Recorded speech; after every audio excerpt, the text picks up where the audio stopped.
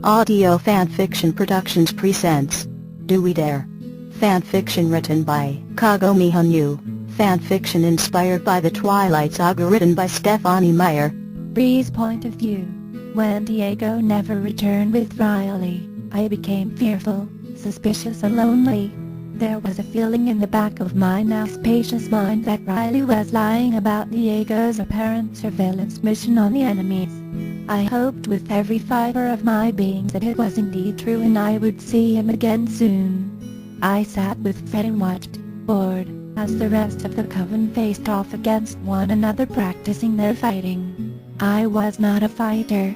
I would be long gone from here if I weren't so curious about what the plan was for everyone and what the lie entailed. There was no doubt about it. Riley was lying about something. What that was I didn't know yet. All the screaming, ripping and shredding was starting to wear on my nerves. I think I was even developing a twitch. I so couldn't wait until tomorrow night when Riley would reveal everything to us. Maybe I was just becoming immune to Fred's talent, or maybe he had managed to control it so it would only target certain people. I didn't know that his talent wasn't affecting me like it normally would, and for that I was grateful. Together we ignored the psychotic, bloodthirsty ones attempting to rip each other apart for the rest of the night. The next morning, I was less than astonished when Riley informed us about us being all right in the sun. Although his story about how there was only these 4 special days for us to be okay seemed a bit far-fetched. On the other hand, I was shocked to learn that we would be moving on the enemy in a few short hours. I found it incredibly difficult to concentrate on the little details regarding Riley and his plans when my mind continued to wander to the dark-haired vampire I was starting to have feelings for and his somewhat unexplained disappearance. Considering I had only really known Diego for a couple days, I was curious as to the instant bond we had seemed to develop between us. Out of all the other 20-some vampires, I had never felt comfortable around them, let alone develop a friendship with any of them. Other than Diego, Freaky Fred was the only other member of the group that I was remotely comfortable around. Diego was a whole other story. He helped me when he didn't have to. He offered me food when he could have taken it for himself. We laughed, experimented and traveled together. We had come to the same conclusion about Riley. He held my hand and hugged me, he even kissed me. There was definitely something between us, and if there truly was a God out there, maybe he would give us the chance to explore these feelings further, together. Alright kids, let's head out. Riley's order to move out shook me from my reverie. I hesitantly pulled myself from the book one wasn't reading and stuck close to Fred as we slowly followed behind our other coven members, neither of us wanting to get too close to the herd. They were all too eager and too excited about this so-called dessert to notice a couple of stragglers. I could care less about the dessert. Yes, she smelled very appetizing, but my only priority was finding Diego and getting out of situation. Fred grabbed me by the arm suddenly and came to an abrupt halt.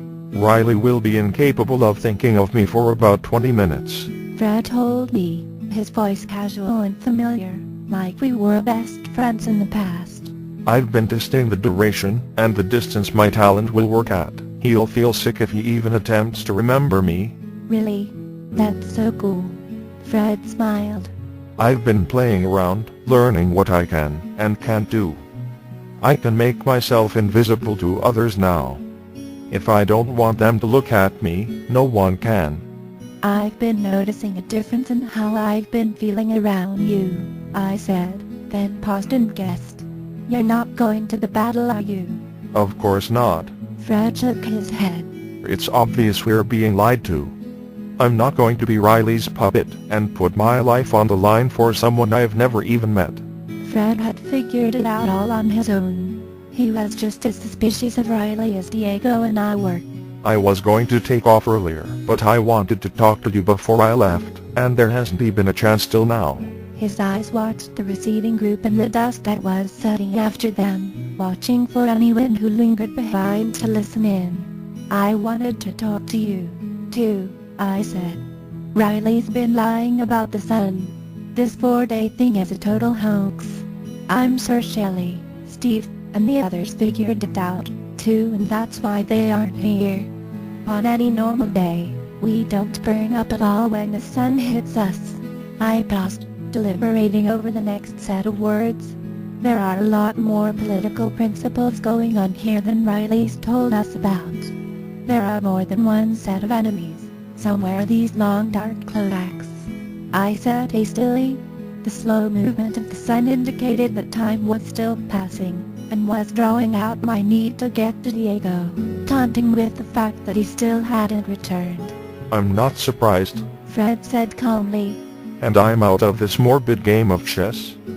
I'm going to travel around on my own, see the world. I was planning on going out on my own, but then I thought, maybe you might want to come along, too. You'd be pretty safe with me. No one will be able to follow us, or want to. I hesitated for a second. The idea of safety was hard to resist in that exact moment. I've got to go get Diego first and then we can head out on our own, I said, shaking my head almost violently. He nodded sympathetically. I agree. If you're willing to vouch for him, he can join us. It seems to me that sometimes numbers come in handy, and that we would be better off with another member. I was thinking about heading to Vancouver since I know the area. Do you want me to join you in getting Diego? Then we can head south. I agree too. Please help me. Let's go find Diego before the fighting begins and we lose him for good. I said a silent prayer to whoever was listening that we would find him in time. Simultaneously we took off like a set of darts, both of us impatient to find our friend and new coven member before it was too late. We followed the trail of our old coven, hoping they would lead us straight to Diego and we wouldn't have to do much searching. I snarled viciously when a pair of strong, yet gentle arms wrapped around me, catching me completely off guard.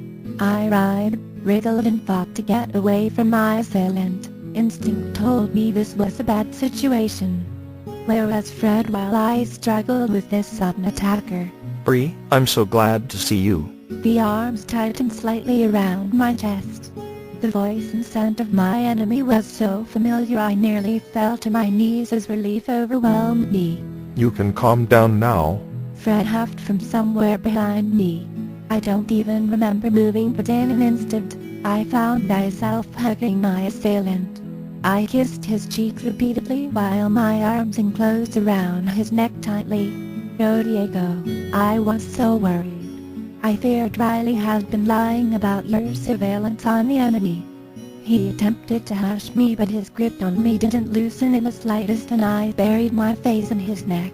Bree, they aren't our enemy.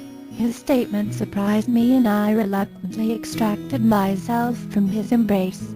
What had he learned during his observation of the ones with yellow eyes? I stared at his curiously, begging with my eyes to elaborate his meaning. While I was watching them, one approached me, Edward. He is the mind reader, and basically I was trapped. He explained that they weren't the enemy, that they would only be defending themselves when the newborns attack. He told me the real reason for the vast amount of new vampires. She's creating an army. He looked down at me with sad eyes and I could tell he was searching for the correct words. Edward says they killed her mate because he was trying to kill his, which is the human girl we were told about. Victoria, that's her name, wants revenge against Edward. Mate for mate is how she put it. I stared at him for a while, dumbfounded by his words and explanation. We had always suspected that there was something wrong with the situation. This, along with the reasons he gave us for our actions, clarifies why. Considering the sounds we heard from the small house that one night Diego and I had followed Riley, it occurred to me that if Victoria was only out to avenge her dead mate, where did Riley fit into all of this? My eyes widened as realization struck me. She's playing Riley. I think so too, but what can we do about it? Diego took a step closer to me, then grabbed my hands and held them gently in his. We're together now, we're not going to fight, and we can go out and discover